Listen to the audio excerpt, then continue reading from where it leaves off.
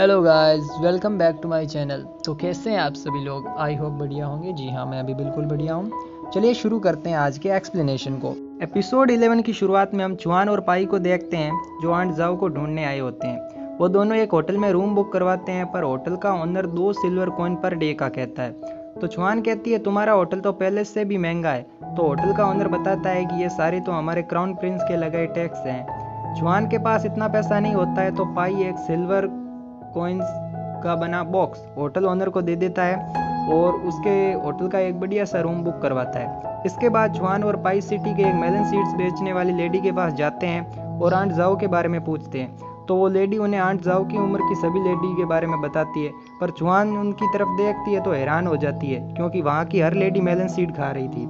पाई भी एक melon seed का पैकेट लेता है और उसे मेलन सीड पसंद आते हैं, तो वो जुआन को अपना पर्स देते हुए एक और मेलन सीड्स का पैकेट लाने को कहता है। पर जुआन के पर्स लेने से पहले ही एक छोटा बच्चा पाई के हाथ से उसका पर्स लेकर भाग जाता है। जुआन और पाई उस बच्चे का पीछा करने लगते हैं।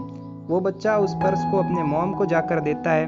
तब तक जुआन और पाई भी वहाँ पहुँच जाते हैं और अपना पर्स मांगते हैं। तो उस बच्चे की मॉम वो पर्स जुआन को दे देती है। तभी उनमें से एक आदमी कहता है कि हम चोर नहीं हैं, हम तो ली राज्य के लोग हैं। तो जुआन उनकी इस हालत का कारण पूछती है।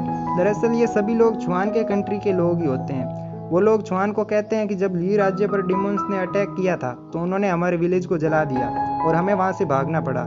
तो पाई कहता है कि तुम लोग कोई काम क्यों नहीं करते?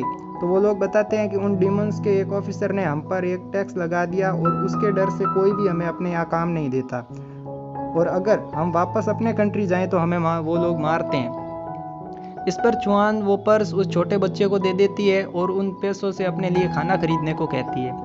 आगे हम जुयान को देखते हैं जो अपने आप को हील कर रहा होता है। तब हमें एक फ्लैशबैक भी दिखाया जाता है कि जुयान का टीचर जादुई लैंप की हेल्प से डीमन किंग की पावर को जुयान में शिफ्ट कर देता है, पर इसी के साथ वो खुद भी काफ़ी घायल हो जाता है और मरते हुए जुयान को उस लैंप को प्रोटेक्ट करने को कहता है। हमें यहाँ पर यह पता चलता है कि वो सील जो जुयान के गर्दन पर होती है वो डीमन लॉर्ड की पावर होती है, इस कारण जुयान को भी हार्म पहुंचाती रहती है। आगे हम जीचैन और सुआन को देखते हैं जो एक गाड़ी में जा रहे होते हैं। जीचैन कुछ बोल नहीं रहा था। इस पर सुआन पूछती है कि क्या तुम अभी तक मुझसे नाराज हो? तो जीचैन कहता है मैं तुम पर नाराज नहीं हूँ और मैंने तुम्हें माफ़ कर दिया है। वो दोनों जिस एरिया से जा रहे थे वहाँ बर्फ़ बहुत जमी होती है, तो जीचैन सुआन के लिए कुछ गर्म कपड़े खरीदने के लिए गाड़ी रुकवाता है। सुआन जीचैन को अपना ख्याल रखने को कहती है, तो जीचैन अपने स्वॉर्ड सुआन को देता है और कहता है कि तुम भी अपना ख्याल रखना। यहाँ हम कुछ डीमंस को इन दोनों का पीछा करते हुए भी देखते हैं। इधर चुआन और पाई एक घर में उस हाई ऑफिसर को ढूंढने आते हैं जिसने ली के लोगों पर टैक्सेस लगाए होते हैं, पर वहाँ उन्हें आंट जाओ मिलती है। चुआन और पाई जाओ को रस्सी से बांध देते हैं, पर जाओ उन दोनों को पहचानने से ही मना कर देती है। तो चुआन पाई से जाओ के पैरों में गुदगुदी करवाती है और कहती है कि तुम ऑफिसर क्या बनी, तुम तो मुझे ही भूल गई। जाओ उन दोनों का टॉर्चर नहीं सह पाती है और उन्हें सच बताने के लिए मान जाती है। तो चुआन इरमैंग की आइडेंटिटी के बारे में पूछती है। इसके बाद सीन शिफ्ट होता है और हम पाई और चुआन को पैलेस के बाहर वेजिटेबल सेलर के वेश में देखते हैं। तभी इरमैंग उस पैलेस से अपने सैनिकों के साथ निकलता है और वहां से जाने लगता है। तो चुआन और पाई भी उनका पीछा करने लगते हैं, पर सैनिक उन्हें वहीं रोक देते हैं। आगे हम जीचैन को देखते हैं जो स्वान के लिए एक गर्म कोट खरीदने के लिए एक ओल्ड वुमेन की शॉप पर आया होता है, पर जीचैन के पास इतने पैसे नहीं होते जिससे वो उस कोट को खरीद सके।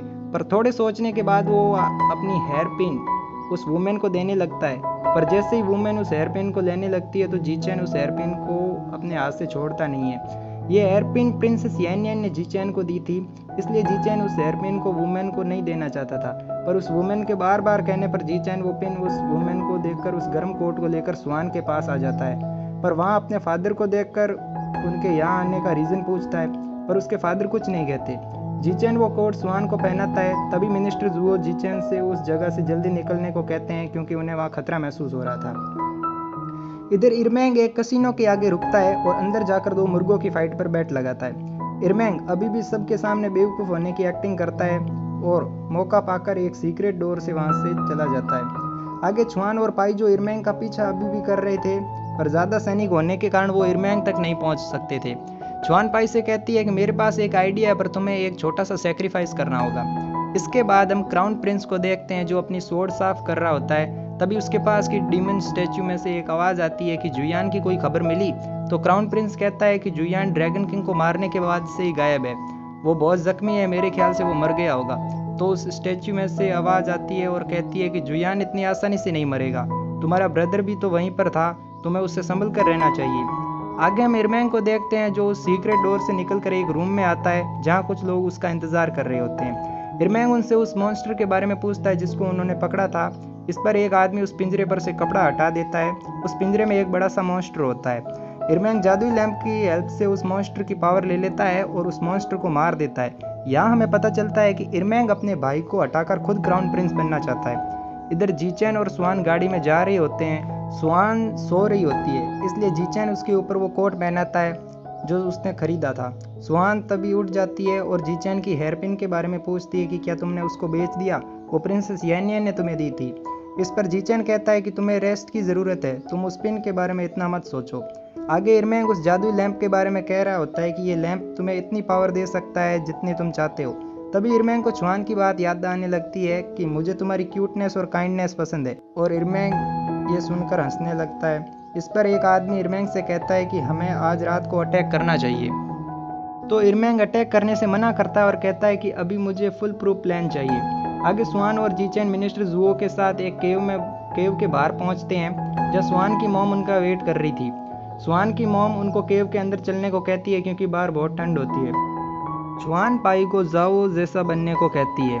पाई जाओ का रूप ले लेता है पर उसमें थोड़ा डिफरेंस होता है। तो स्वान कहती है कि तुम्हारा आईब्रो का स्टाइल चेंज करना पड़ेगा। इस पर पाई पहले तो मना करता है पर स्वान के ज़्यादा कहने पर उसे मानना पड़ता है। जुयान इस टाइम पाई के मिरर वर्ल्ड में होता है, इसलिए वो पाई को देख व सुन सकता था। वो सब जुयान को भी दिखाई व सुनाई देता था। जुयान इस टाइम स्वान को देख रहा होता है और स्माइल करने लगता है। स्वान जब पाई को तैयार करने लगती है तो जाओ कहती है कि तुम अगर इरमैंग के पैलेस में जाने वाले हो तो तुम्हें अपने साथ मेलन सीड्स भी ले जाने चाहिए। गाइस, मेलन सीड को कहीं पर यूपी सीड्स भी कहा जाता है, सो अगर मैं कहीं पर यूपी वर्ड का यूज़ करूं तो आप डाउट मत करना।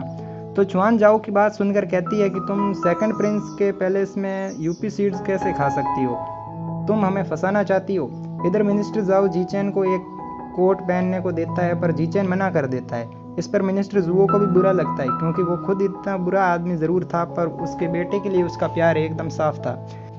इसके बाद ये चारों ड्रिंक कर रहे होते हैं जहाँ स्वान की मॉम कहती है कि मैं मिनिस्टर जोऊ की आभारी हूँ कि उन्होंने मेरी, स्वान और जीचैन की जान बचाई।